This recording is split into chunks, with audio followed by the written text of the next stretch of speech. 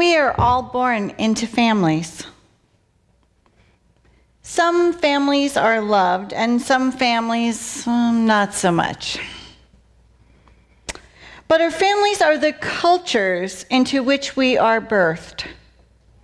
They are the places we get our genetic material, our habits, and our earliest memories, even if those memories are only from the womb. It is the culture that we inherit. Many things will happen in our lives, but it is this culture that we are born into that first defines us, whether we accept it or we reject it. My family culture is strong and a mixed blessing. Both my parents were born in the Midwest. My father into a Southern family, my mother into a family with immigrants from the beginning of the colonies, mixed in with waves of Northern Europeans who came over after each succession of persecution by the Catholic. The Catholics got persecuted by the Protestants, and my family would come to America to escape that persecution. My mother's family is staunchly Catholic. And my family has their quirks, their sillinesses, their foibles. Like a lot of families, we know it is perfectly okay to eat pie for breakfast. How many of you in your family, it's okay to eat pie for breakfast? Oh, yeah. Yep. In New England, you wouldn't get those hands up. And you knew that you were a big kid in my family if my grandmother handed you a nutcracker. Now, this was a heavy responsibility. You had to perfectly separate the shell from the meat. And they went in to fill her very famous pecan pies. If you really wanted to get kudos with my grandmother, you would separate them perfectly in half and, split them so that you could take them out whole. And then your perfect pieces would be set aside, and then they would go on top of the pie. And so then you knew, like you had arrived.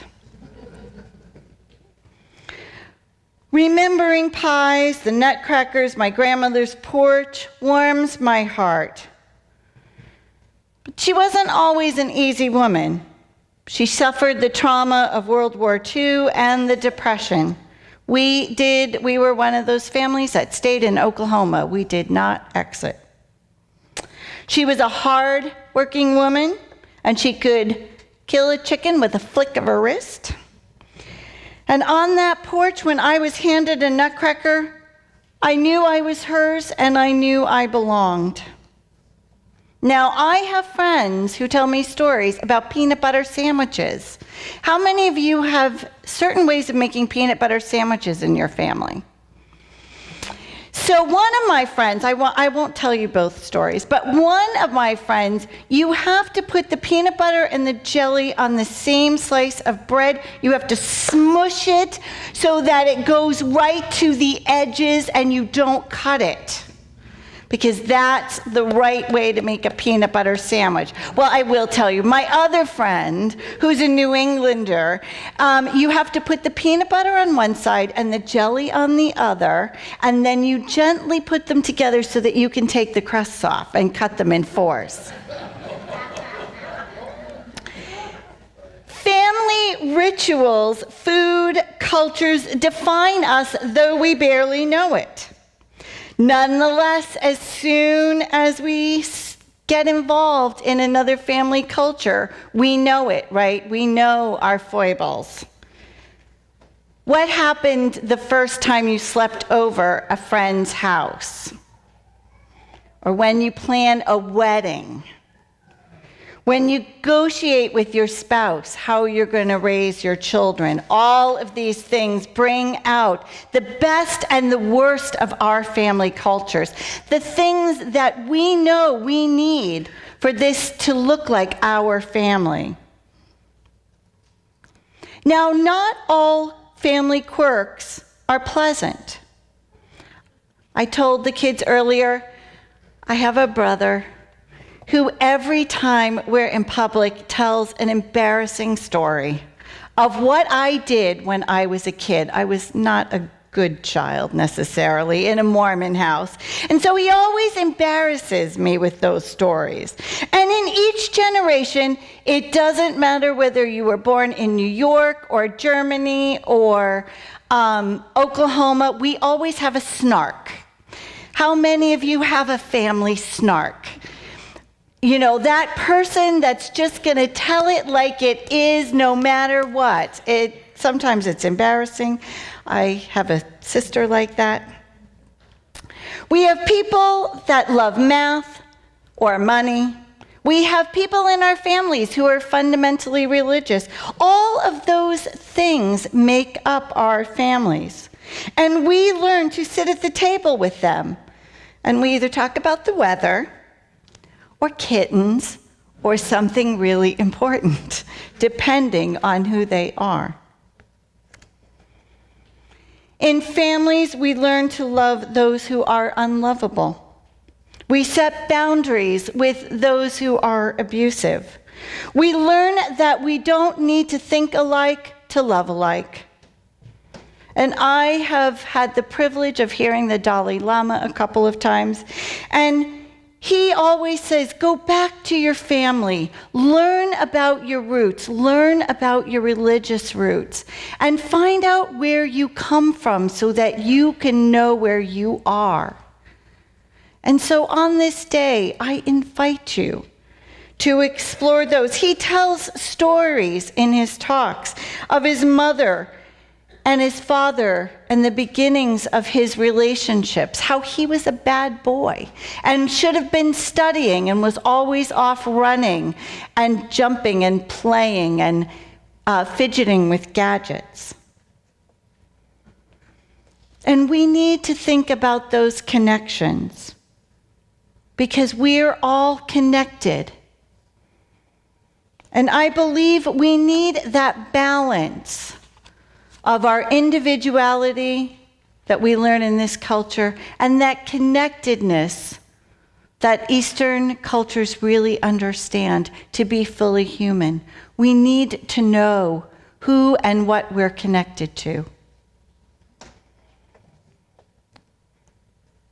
So let's explore our roots. And what are your roots? On this Father's Day, we can look at our early connections and find out who we are.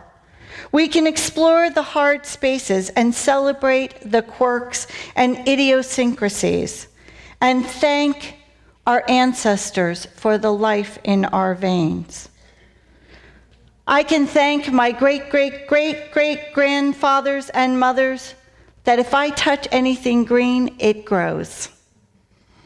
We can explore our family's heritage in all its complexity. We can know who we are and ground ourselves in who we are so that we can look at our present.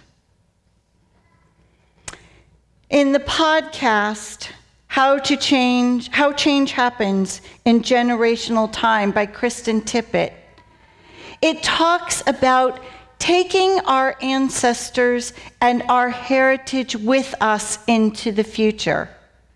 It talks about this 200-year generational presence where you calculate who was the last person or the first person who held you, the oldest person that held you when you were little, and you think about the person that you've held who is the youngest person in your life. And if you do the math, I did the math, it's about a 200-year span. My grandmother, Dorothea, would have been born 135 years ago. My niece, who is going to be born in a few months, in my family could live to 95, and that's about a 200-year gap. We walk with these people, this generational presence in our life. What we do we affect that generational being. So I want you to think about who in your family you walk with. Who in your family walks with you? Is it a grandmother? Is it an aunt? Is it an uncle? Do you know? And who is that person in your life who you might hold today, that youngest person? Who will you bring with you? We inhabit these generations, and it's important for us to know that, because the work that we have to do is hard, and I don't believe we can do it alone. We need each other. We need our families, our ancestors, our history, so that we can fight the good fight. Today, as we're celebrating families, and we're sitting around our tables or we're Skyping with your father, your uncle, your children, I want you to listen and feel their presence, because families need us. They need us today. A lot of injustices are being done, and we cannot do this work alone. Blessed be, and amen.